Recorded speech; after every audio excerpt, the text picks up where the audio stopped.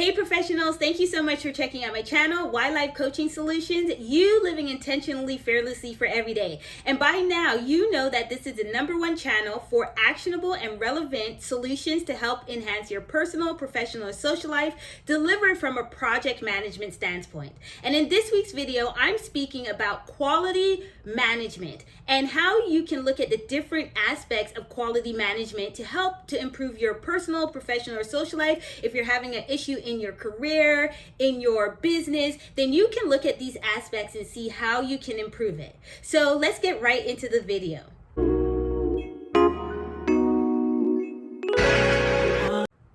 When it comes to quality management, which is such a broad topic, but it is so important because this is how we are living our lives when we're interacting with other people, when we're working in our business, when we're performing the duties that we're doing throughout our day. Quality management is such a key point. So the first aspect that you want to look at is quality standards. What requirements, what standards are you setting for yourself in relation to the content, relation to the business that you're operating? Because setting these standards and these guidelines is going to be the initial part that takes place. It sets the foundation for people to know what you're doing, for people in close proximity to know where you're going, and to have the goals and guidelines that you are going to be following through for the whole project or the whole goal, or just in your personal or professional life. And the reason why this is so important and needs to be set, the tone needs to be set at the beginning, is because it'll save you from doing any rework, going back to say, what am I doing here? What's going on? You set the standard so that you know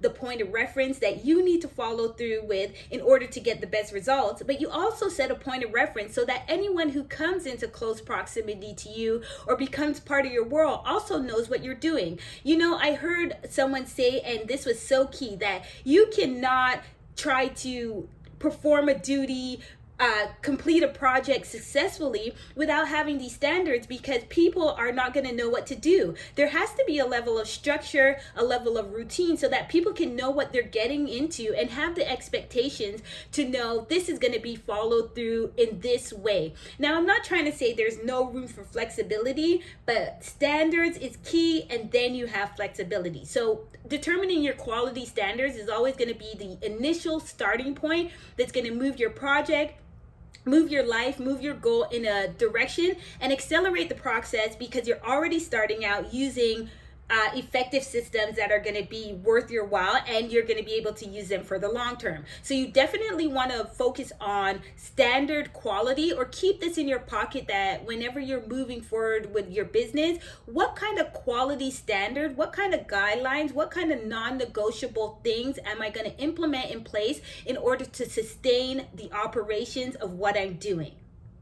Now that you have your quality standards in place, it is now time to focus on quality planning. And you know me, I love a good planning, because this is going to be the blueprint for your execution of the goal, your business plan, or the operation that you're doing. And this is going to save you so much time. When you do work in the front end, you don't have to worry about it at the back end. And when a crisis comes up or something comes up that takes your business off of course, you're going to be able to say, okay, these are the mechanisms, or these are the operations, or these are the guidelines that we have in place in order to bring everything together. So when it comes to quality planning, you're thinking about the product, you're thinking about the service, you're thinking about, what am I doing for my business, for my personal, professional, social life? What am I really trying to accomplish here? But also, what is my customer, my audience, or the individuals that I'm speaking about? How is this going to help them? How is this going to enhance their life as well? Because we know this is all about service, about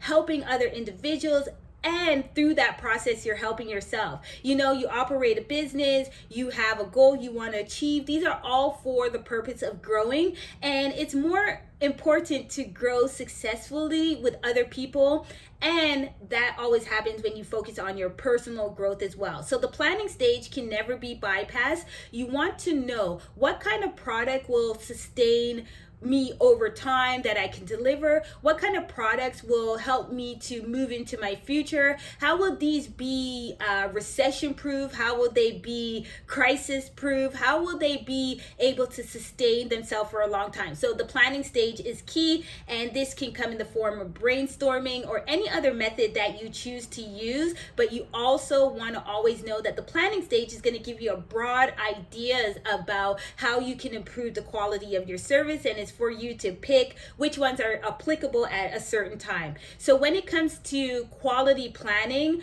don't skip that one over. Know that it's a key part of it, and the planning that you do now will save you time, money, and resources later. So you can actually say, okay, I'm going to plan to do this. This is the product that I want to try out. This is the reason. This is what I'm offering for my clients.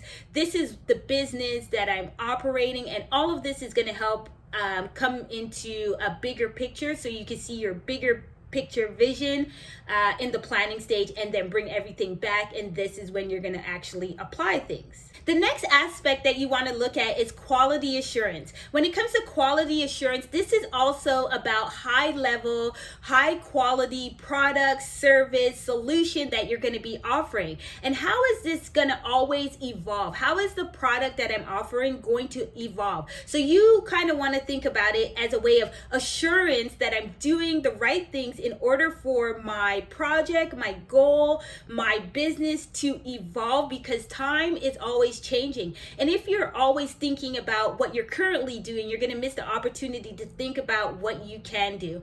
And Tony Robbins mentioned this when he said, it's important to focus on the business or the goal that you're doing right now, but you're always running two businesses or two goals, what you're doing now and what you're going to be doing later. So when it comes to quality assurance, think high quality and how you're going to sustain that, how you're going to make it impactful. Now, Mr. Bob Proctor always said, you should ask yourself a question each day, and that is all about how can I improve the quality of my services? And if you ask yourself that question, you might come up with 5 answers in one day, you might come up with 10 answers in the next day, or you might come up with 20 answers in the next day. And not all of them that are going to be able to work, but what you do know is that you are going to be conditioning your subconscious mind to think about how can I improve the quality of my services, and asking that question is going to make you a happy person and make your customers a happy person as well, because your message, your brand message, or your products that you're delivering is going to be in line with the people that you're speaking to. So quality assurance is just making sure that you are going to be able to offer high quality, impactful solutions to your audience.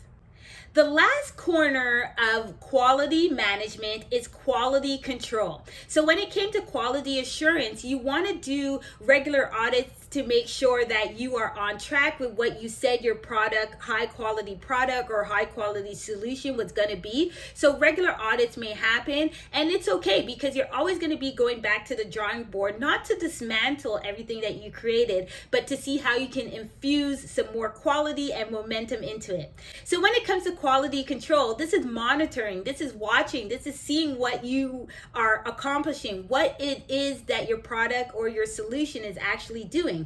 Is it doing what it said it was going to do? Professionals, have you ever felt like life is giving you a course correction, like everything seems to be going a little bit wrong or not in the way that you want it to?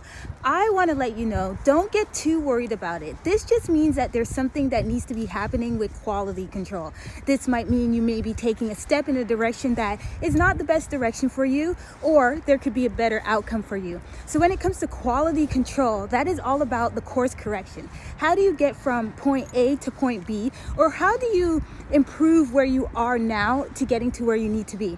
And the best way to do that is to have a correction. Maybe something's pushing you in a direction, maybe you have an inclination or feeling like you could make a better decision to get the outcomes that you want. So quality control is all about that course correction that sometimes life gives you, your work gives you. You'll see it displayed when you're not getting the results that you want. So quality control is one of the quality standards that you should be making sure that you're implementing in your life each and every day. And it's okay for you to continue this monitoring after you implemented your solution. And I said it kind of goes hand in hand with quality assurance and quality control, because it is a way to see what you said you were going to do, and if it's doing what it is that you said you were going to do.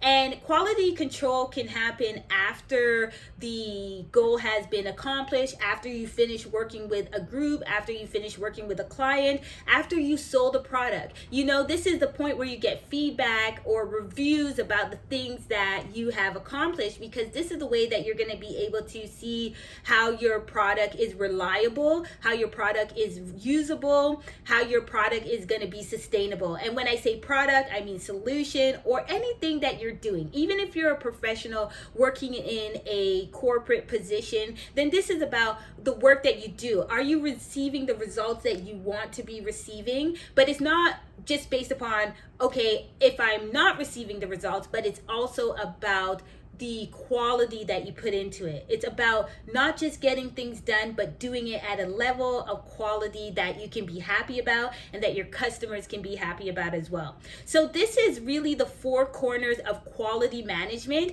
And as I mentioned, everything I deliver here can be applicable to your personal or professional or social life. So think about an area of your life that you're looking to enhance and ask yourself that question. How can I improve the quality of my services? How can I improve the quality of my goal? How can I improve the quality of what I'm doing here today? And you're going to be able to see better results. And once you get those answers, you know what to do next. Go ahead and take action. So I'm so grateful that you were able to watch my video to the end, and I hope this will be helpful for you as you move through your professional, personal, and social life. So go ahead, like, comment, and remember to turn on your notifications, because I'm going to be delivering more relevant content to you. And go ahead and like the video, because I know this information has been helpful for you. So I'll check in with you soon, professionals. Have a good one.